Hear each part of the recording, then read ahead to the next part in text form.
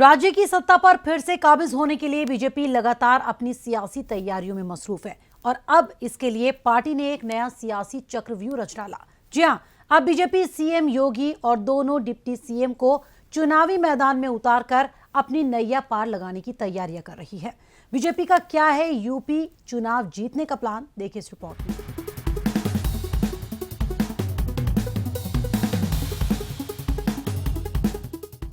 उत्तर प्रदेश के सियासी इतिहास को देखा जाए तो राज्य में पिछले 3.5 दशक तक कोई भी सियासी दल दोबारा सत्ता पर काबिज नहीं हो पाया, लेकिन बीजेपी है कि मानने को तैयार नहीं और इस इतिहास को बदलने के लगातार दावों के साथ साथ वो अपनी तैयारियां भी कर रही है ताकि एक बार फिर से राज्य में कमल खिलाया जा सके। लेकिन ये इतना भी आसान नहीं, तो अब उत्तर प्रदेश की सियासत की इस ऊंची नीची डगर पर नजर रखते हुए बीजेपी एक नया सियासी चक्रव्यूह रचने की तैयारियां कर रही है।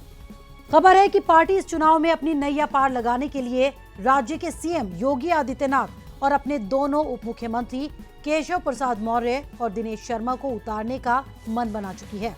इतना ही नहीं, इसके साथ साथ पार्टी पश्चिम बंगाल की तर्ज पर कुछ सांसदों को भी चुनावी मैदान में उतारने का प्लान तैयार कर रही है ताकि विपक्षी दलों पर दबाव बनाया जा सके। हालांकि अभी तक बीजेपी ने सीएम योगी के चुनाव लड़ने को लेकर आधिकारिक ऐलान तो नहीं किया, लेकिन अटकलों का बाजार गर्म है कि सीएम योगी का अयोध्या से चुनाव लड़ना तय है, जिसके जरिए बीजेपी का अयोध्या से करीब 3-4 दर्जन सीटों को प्रभावित करने का प्लान है।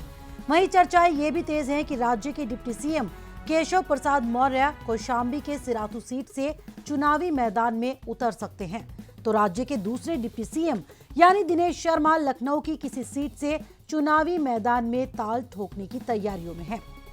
जहां बीजेपी यूपी चुनाव के लिए मजबूत रणनीति तैयार कर रही है और सीएम योगी आदित्यनाथ और सूबे के डिप्टी सीएम को चुनाव लड़ाना भी इसी रणनीति का हिस्सा माना जा रहा है, तो पार्टी का ये भी मानना है कि इससे सपा मुखिया अखिलेश यादव पर भी चुनाव लड़ने का दबाव बनेगा। वैसे तो यूपी चुनाव को लेकर बीजेपी का दिल्ली में 4 दिनों तक मंथन चला, जिसमें शीर्ष नेतृत्व ने सूबे में एक बार फिर पूर्ण बहुमत की सरकार बनाने के लिए ऐसे चेहरों को चुनावी मैदान में उतारने की तैयारी की जो पार्टी को जीत दिलाने में कामयाब हो सके। खबरें तो ये भी हैं कि इसमें जातिगत गणित का भी पूरा ध्यान रखा गया।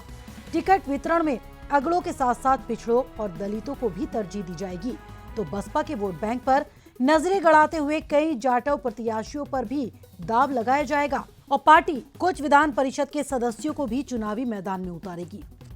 वहीं जिन सीटों पर सहमति नहीं बन सकी है, वहां दूसरे दलों के प्रत्याशियों के जाति समीकरण को देखते हुए प्रत्याशी उतारे जाएंगे, तो पार्टी प्रत्याशियों की मजबूती के साथ ही प्रदेश के मौजूदा राजनीतिक हालात का भी पूरा ध्यान रख रही है, जिसमें खास ये है कि पार्टी पहले चरण से अच्छी शुरुआत करने की मंशा के साथ चुनावी मैदान में उतरेगी और अपने वजनदार चेहरों पर फिर से भरोसा जताएगी। लेकिन क्या पार्टी इस नए प्लान के साथ यूपी का चुनावी किला फतेह कर पाएगी, ये देखना दिलचस्प होगा। Bureau report, R9 news.